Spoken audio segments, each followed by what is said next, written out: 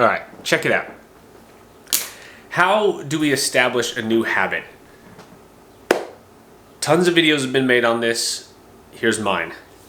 And there's science that they talk about. They always talk about, we all need a scientific study to, even for things that are common sense that we know inside are right, we need to have a scientific study, right? So I think it said something about 90 days establishes a habit. I disagree because I have done things, I always say consistency is my superpower. That's one thing I can do. I can be more consistent than most to the point where other people start losing their minds and I can just keep going, right? Which is great. But I've had 90 days, 100 plus days of trying to add healthy habits and then fallen off. I don't know if you have too. Have you ever done something and kind of white knuckled it for 90 days? Or I've even done things and not white knuckled them and had them become like just an everyday thing and then fallen off, right? So the way that I think of this, or in the way that I've done this, I'll give you an example. So meditation, one of the best things ever. It's one of the best things you can do for yourself. However, I'm much more interested in establishing the habit. So the way I did it, and I've done this for years. I've meditated for years, and I would meditate for 3 months, fall off. Then I would do it for like a month, fall off. And if this sounds familiar, we know this pattern, right? But I did it for 4 months. How come that didn't establish the habit? Science said it would, right? So this approach I took, a couple years ago, is I said, here, how about this? Instead of meditating for 10 minutes a day or 20 minutes a day, because I've done that too. I've done half an hour a day, 15 at night, 15 in the morning. What I did is do 3 minutes a day. 3 minutes every morning, just the morning. Morning and night is great, but just the morning, 3 minutes. Do that for frickin' 4 months. Then do 4 minutes for like 3 to 4 months. Then do 5 minutes for like 6 months. And what I think is, for me, when I got to 365 days of consistent meditation, I had an app that measured that, which I actually really don't like with meditation, but the app did it. The app is cool, has bells and stuff. I like that.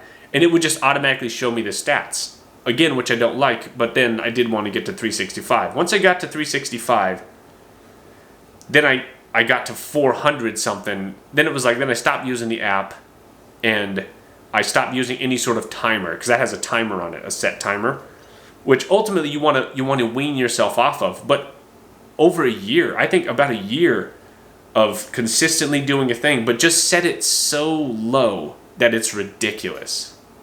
It's a Japanese concept called Kaizen, and it's a concept that they use to rebuild the country. It's a business idea after World War II. And it's the idea of 1% better each day. It's invisible, but it's constant. So if you can't do 3 minutes a day, and that's just that. I mean, do it with anything. You can do this for the addition of good habits and the elimination of bad habits. But adding those habits, and right now I'm running, I get back into running, but I'm running 1 mile every other day. And every day in between, I just go for a pointless walk. And I'll do this for months.